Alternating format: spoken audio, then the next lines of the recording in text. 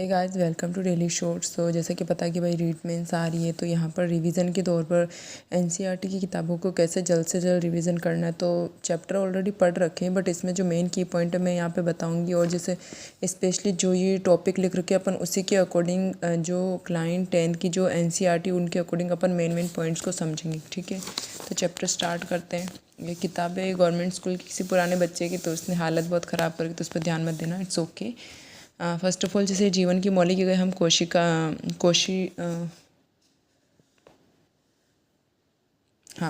कोशिका के बारे में अपन यहाँ पढ़ेंगे। तो सबसे पहले जो भी मैंने उन सबको अंडरलाइन कर रखा है, तो मैं आपको मोटा मोटा वो समझा दूंगी। जैसे यहाँ पर अगर आप फर्स्ट पेज पे आओगे, तो सबसे पहले यहाँ पे क्या है कि जो 1665 में हुक ने स्वनिर्मित सूक्ष्मदर्शी में देखा था। ठीक है, सबसे पहले जो आपके कोशिका को सबसे पहले किसने देखा था? आपके हुक ने देखा था, सन 1665 में देखा था, स्वनिर्मित सूक्ष्मदर्शी से देखा था। ठीक है, उसके खुद के द्वारा बनाया गया था। फिर रॉबर्ट ने इसे प्रकोष्ठ को क्या कहा था? कोशिका कहा था। तो मेन बात यहाँ पे, और कोशिका जो सेल जो वो लेटिन भाषा का शब्द है जिसका अर्थ होता है छोटा कमरा। ठीक है, यहाँ से ये चीज़ कवर होती है। फिर आगे चलते हैं, और आगे चलने के बाद यहाँ पर वापस हम यहाँ पे देखते हैं कि मात्र कोशिका स्वयं में ही संपूर्ण जीव, जैसे मतलब कि एक कोशिका जो वो सारे काम कर सकती है। एक कोशिकीय जीव के बारे में यहाँ पे बोला गया, जैसे अमीबा हो गया, क्लेमिडोमोनास हो गया, पैरामीशियम हो गया, बैक्टीरिया हो गया। तो यहाँ पर ये इंपॉर्टेंट है, अमीबा, क्लेमिडोमोनास, पैरामीशियम, बैक्टीरिया। उसके बाद ये एक कोशिकीय जीव है, ये हम जानते ही हैं। उसके बाद आगे जब चलते हैं, तो यहाँ पर जैसे फंजाई, पादप, जंतु, ये इतना कुछ इंपॉर्टेंट नहीं है। आगे चलते हैं अपन, यहाँ पर क्या इंपॉर्टेंट है? यहाँ पर इंपॉर्टेंट है कि भाई साहब रॉबर्ट हुक ने 1665 में इसकी खोज करी थी। ठीक है, उसके बाद इसको सूक्ष्मदर्शी से तालाब के जल में स्वतंत्र रूप से जीवित कोशिका का पता लगाया था। ये किसने लगाया था? ल्यूवेनहॉक ने लूवेनहॉक ने क्या किया? जीवित कोशिका का पता लगाया। ठीक है, 1665 में तो रॉबर्ट हुक ने तो खोज करी, जीवित कोशिका का पता लगाया। लूवेनहॉक ने कौन से साल में लगाया? 1674 में। उसके बाद रॉबर्ट ब्राउन ने 1831 में कोशिका में केंद्रक का पता किया। केंद्रक का पता किसने किया? ब्राउन ने किया। कब किया? 31 में। ठीक है, आगे चलेंगे तो पुरकिंच ने क्या किया? 1839 में जीवद्रव के बारे में बताया। क्या किया पुरकिंच ने? 1839 में जीवद्रव के बारे में बताया। दो जीव वैज्ञानिक जिसमें आपके स्लीडन और स्वान, इन्होंने स्लीडन का जो सन है वो 1838 और स्वान का 1839, दोनों ने मिलकर कोशिका सिद्धांत दिया था। ठीक है, फिर आगे चलते तो विर्चो ने कोशिका सिद्धांत को और आगे बढ़ाया था। 1855 विर्चो का सन 1855 है, और कोशिकाएं पूर्ति कोशिकाओं से मिलकर बनी थी, ये बात विर्चो ने कही थी। 1940 में इलेक्ट्रॉन सूक्ष्मदर्शी की खोज के बाद कोशिका को जटिल संरचना और बहुत से अंगों को समझना संभव हो सका। 1940 के बाद हम कोशिका को और अच्छे से डिटेल में समझ सकते हैं। उसके बाद मोटिविटी, अब इसमें याद क्या रखना है? फर्स्ट ऑफ ऑल 1664 याद रखना है, फिर 65 याद रखना है, फिर 74 याद रखना है, फिर 1831 याद रखना है, फिर 39 याद रखना है, और 38, 39, 55 और 40 ये हो जाएंगे 1940। तो देखो 64 में तो खोज हुई थी, 65 में फिर भाई साहब ये 65 में इन्होंने क्या किया? हुक ने 64 में स्टार्टिंग 65 ही था। 65 में रॉबर्ट हुक ने पता लगाया था, उसमें से फिर कोशिका पतली काट के अनुप्रस्थ सूक्ष्मदर्शी में उसके 65 में सबसे पहले हुक ने कोशिका को देखा। और लीवेनहॉक ने स्वतंत्र रूप से जीवित किस में देखा था? 1664 में देखा था। रॉबर्ट ब्राउन ने 1831 में कोशिका में केंद्र का पता लगाया। 39 में पुरकिंच ने जीवद्रव का पता लगाया। उसके बाद स्लीडन और स्वान ने क्या किया? स्लीडन का 38 था, 1838, और स्वान का 1839, दोनों मिलकर कोशिका सिद्धांत किया। फिर विर्चो आया 1855 में, उसने क्या किया? कोशिका सिद्धांत को आगे बढ़ाया। 1940 में इलेक्ट्रॉन सूक्ष्मदर्शी की खोज के बाद कोशिकाओं का डिटेल्ड एनालिसिस संभव हो सका। यहाँ पर कुछ क्रियाकलाप वगैरह दे रखे, जो इसमें से अभी ऐसा कुछ क्वेश्चन दिख तो नहीं रहा। आगे चलते अपन, आगे ये तुमको मानव शरीर की विभिन्न कोशिकाएं यहाँ पे दिख रही होगी, चिकनी, रुधिर, तंत्रिका वाली और अस्थि वाली, अंडाणु, शुक्राणु सब दिख रहे होंगे। यहाँ पर कोशिका की आकृति व आकार उनके विशिष्ट कार्यों, मतलब उनका जो आकार जो होता है उनके कार्यों पर डिपेंड करता है। प्रत्येक प्रकार की कोशिका के लिए विशिष्ट होती है। ठीक है, यहाँ पर जैसे तंत्रिका कोशिका हो गई। ठीक है, और ये चलो छोड़ो इसको, यहाँ पर और कुछ इंपॉर्टेंट दिखेगा तो मैं बताती हूँ। एक बार बताऊँगी, दूसरी बार अगर मुझे नेक्स्ट रीडिंग में अगर कुछ और इंपॉर्टेंट दिखेगा तो वो बताऊंगी। जैसे अपन को ये पता है कि भाई प्लाज्मा जो कोशिका की संरचनात्मक इकाई होती है, ये तो अपने पता है संरचनात्मक क्रियात्मक इकाई होती है। ठीक है, और यहाँ पे क्या होगा कि प्लाज्मा, झिल्ली, केंद्रिका तथा कोशिका द्रव कोशिका के अंदर वाले समस्त क्रियाकलाप तथा उनकी बाह्य पर्यावरण से पारस्परिक क्रिया, मतलब ये मोटा मोटा इसके अंदर क्या क्या प्रेजेंट होता है, अपन को कोशिका के अंदर क्या क्या चीज़ें दिखाई देती है। प्लाज्मा होता है, झिल्ली होती है, केंद्र होता है, कोशिका द्रव होता है। ठीक है, फिर आगे चले तो प्लाज्मा, झिल्ली ये सबसे बाहरी परत होती है, ये अपने को पता होना चाहिए।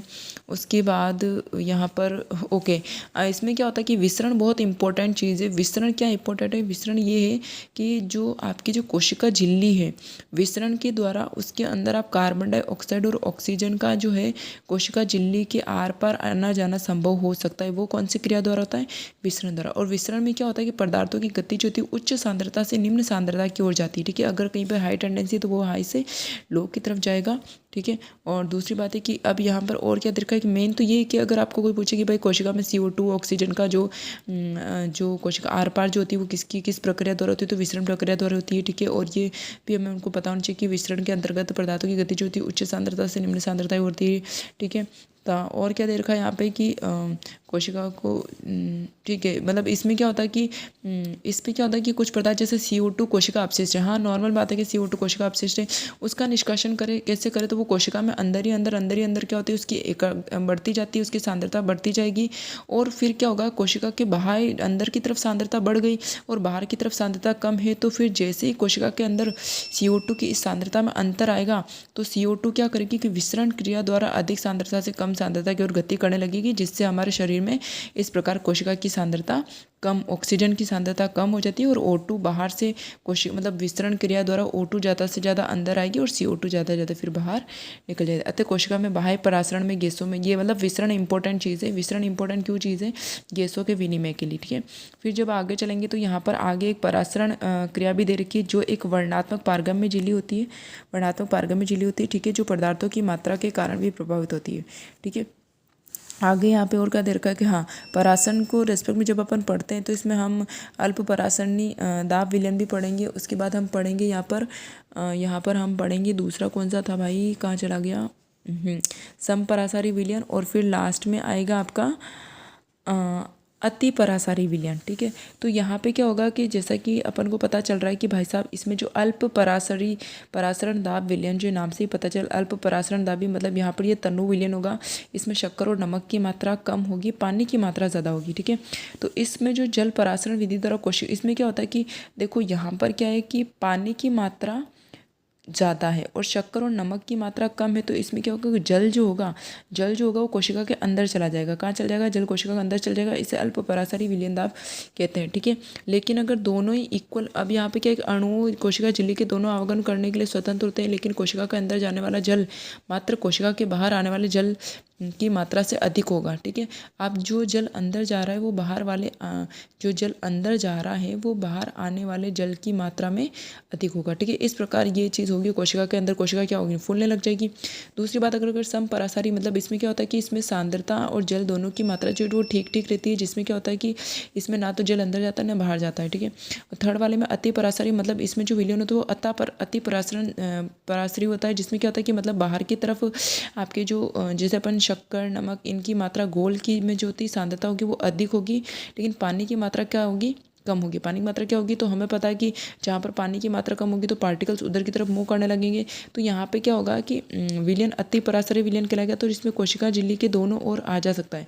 लेकिन इस स्थिति में क्या होगा कि जल जो होगा, जहाँ पर पानी की कमी होगी वाटर उधर जाएगा तो जल बाहर की तरफ जाता है, जिससे कोशिका क्या हो जाएगी, सिकुड़ जाएगी, ठीक है। तो यहाँ पर मोटा मोटा अगर अपन देखें, अल्प परासरण दाबी में कोशिका क्या होती है, फूलती है। समपरासारी में कोशिका में कुछ ज़्यादा फर्क नहीं आता है और अति परासारी विलयन में कोशिका जो वो सिकुड़ जाती है। अति का मतलब ज़्यादा हो रहा है, अल्प मतलब कम हो रहा है, तो आप इसे समझ सकते हो, ठीक है। फिर आगे चलेंगे तो आगे और क्या है भाई, इसमें आगे मैं जल्दी मोटा समझाने की कोशिश कर रही हूँ। आगे जब चलोगे तो यहाँ पर इस प्रकार कोशिका के जीवन में विसरण जल तथा गैसों के आदान प्रदान में महत्वपूर्ण भूमिका निभाती है, ठीक है। और यहाँ पर भी एक इम्पॉर्टेंट चीज़ है कि एक कोशिकीय अलवणीय जलीय जीवों को अधिकांश पादप कोशिकाएं परासरण द्वारा जल ग्रहण करते हैं, ये इंपॉर्टेंट है, ठीक है। यहाँ पर क्या लिख रखा है कि यहाँ पर जलीय जीव जो है वो अधिकांश पादप, जो जितने भी ज़्यादातर जो जल में रहने वाले पादप जो होते हैं वो परासरण द्वारा ही जल ग्रहण करते हैं। और पौधों के मूल द्वारा जो जड़ होती है वो जल का अवशोषण परासरण का ही एक उदाहरण, मतलब जड़ों में जल का अवशोषण या फिर प्लांट द्वारा जल का अवशोषण, ये सब किसके द्वारा होता है, जल ग्रहण, ये सब किसके द्वारा, परासरण क्रिया द्वारा, ठीक है। इस तरीके से विसरण द्वारा जल और गैस का आदान प्रदान की क्रिया होती है, ठीक है।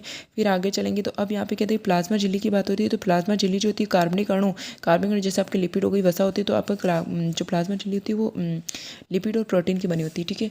फिर यहाँ आगे चलेंगे तो यहाँ क्या होगा भाई, यहाँ पर ये एंडोसाइटोसिस कहलाता है, जो अपन समझते हैं कि भाई जैसे अपन अमीबा में भी देखते हैं ये चीज़ कि एंडोसाइटोसिस किस तरीके की चीज़ों को अपने अंदर ले लेता है और उसका भक्षण कर लेता है। कोशिका भित्ति की बात करें तो मोटी बात करें तो कोशिका भित्ति आपकी सेलुलोज की बनी होती है, कोशिका भित्ति आपकी सेलुलोज की बनी होती है, ठीक है, और ये संरचनात्मक दृढ़ता प्रदान करती है, मेन बात तो यही है। और इसमें भी क्या होता है कि जब कोशिका पादप कोशिका में परागण द्वारा पानी की हानि होती है तो कोशिका, ऑब्वियस बात है कि पानी की हानि होगी तो सिकुड़ जाएगी, और पानी की हानि होगी तो सिकुड़ जाएगी, उसका जीवद्रव्य जो है वो एक तरफ से इकट्ठा हो जाएगा, इसको त्रिध्रुव कुंचन कहेंगे अपन, ठीक है। फिर इधर आगे चले तो यहाँ पे क्या है, केवल जीवित कोशिकाओं में ही परासरण द्वारा जल अवशोषण की क्षमता होती है, न कि मृत कोशिका में। बहुत इंपॉर्टेंट पॉइंट है। अगर हमें बोला जाए कि भाई साहब परासरण द्वारा जल अवशोषण जीवित में, मृत में, दोनों में या किस में होता है, तो हम क्या बोलेंगे, केवल जीवित कोशिका में होती है, ठीक है। आगे चलेंगे तो यहाँ पे क्या है, कोशिका भित्ति कवक बैक्टीरिया यहाँ पर कम तनु विलयन में बिना फटे रखती है, ठीक है। मतलब वो वही कम पानी की बात है, कम अल्प परासरण दाबी विलयन में क्या होगा, बिना फटे कोशिका भित्ति पौधों, कवक और बैक्टीरिया की कोशिकाओं को अपेक्षा कम तनु विलयन में बिना फटे रखती है। ऐसे माध्यम में कोशिका परासरण द्वारा पानी ग्रहण करती है, कोशिका फूल जाती है। ये तो ठीक है, चलो आप पढ़ सकते हो, बट इतना मुझे लग नहीं रहा। आगे चलते हैं। आगे केंद्रक की बात होगी तो केंद्रक की बात करी तो यहाँ पर कोशिका को रंगने के लिए आयोडीन का यूज़ किया जाता है, अतिरिक्त सेफरिन और मेथिलीन ब्लू, ये सारे आपके क्या हैं कि वो इंडिकेटर्स हैं ना, जो इनको कलर्ड देने के लिए यूज़ किए जाते हैं। और यहाँ पर इम्पोर्टेंट, केंद्रक दोहरे परत का एक स्तर होता है, और इसमें केंद्रक झिल्ली में छोटे छोटे छिद्र होते हैं। इन छिद्रों द्वारा केंद्रक के अंदर का कोशिका द्रव केंद्रक से बाहर आ जाता है। अच्छा, समझ रहे हो आप। यहाँ पर केंद्र के चारों तरफ एक तो फर्स्ट ऑफ ऑल ये इंपॉर्टेंट है कि दोहरी परत है, और उसमें छोटे छोटे छिद्र होते हैं, जो वो छिद्र क्या करते हैं, जिससे आपका कोशिका द्रव बाहर आ सकता है, ठीक है। और यहाँ पर आगे चलें, केंद्रक में क्रोमोजोम होते हैं। केंद्रक में क्या होता है, क्रोमोजोम होते हैं जो कोशिका विभाजन के समय छड़ाकार दिखाई देते हैं। इंपॉर्टेंट है, केंद्रक में क्रोमोजोम होते हैं जो कोशिका विभाजन के समय छड़ाकार दिखाई देते हैं। अगर आपको बोला जाए कि भाई कोशिका विभाजन के समय क्रोमोजोम कैसे दिखते थे, तो छड़ाकार, ठीक है। क्रोमोजोम में आनुवांशिक गुणों की भी जो सूचना होती है माता पिता डीएनए में अणु के रूप में अपनी संतति में जाती है, ठीक है। और इसमें क्रोमोजोम डीएनए और प्रोटीन के बने होते हैं। अगर आपको पूछ ले भाई साहब क्रोमोजोम किससे निर्मित है, तो डीएनए प्रोटीन से निर्मित है। डीएनए अणु में कोशिका के निर्माण व संगठन का सभी आवश्यक सूचनाएं होती हैं। डीएनए के अणु के निर्माण में सभी आवश्यक संगठन सूचनाएं होती है। डीएनए क्रियात्मक खंड को जीन कहते हैं, तथा इसमें डीएनए क्रोमेटिन के कितना चैप्टर बाकी है अभी, 2 पेज और बाकी है। लेट्स सी, जल्दी जल्दी करते हैं। क्रोमेटिन होता है, क्रोमेटिन जो धागे समान संरचना होती है तथा इसमें क्रोमोजोम में संगठित होता है, ठीक है। अब आगे चलेंगे तो यहाँ पर अस्पष्ट केंद्रक क्षेत्र में केवल क्रोमेटिन पदार्थ होता है, ठीक है। आपका जो अस्पष्ट केंद्रक होता है उसमें केवल क्रोमेटिन होता है, और इसमें इस क्षेत्र को केंद्र कहा कहते हैं, ठीक है।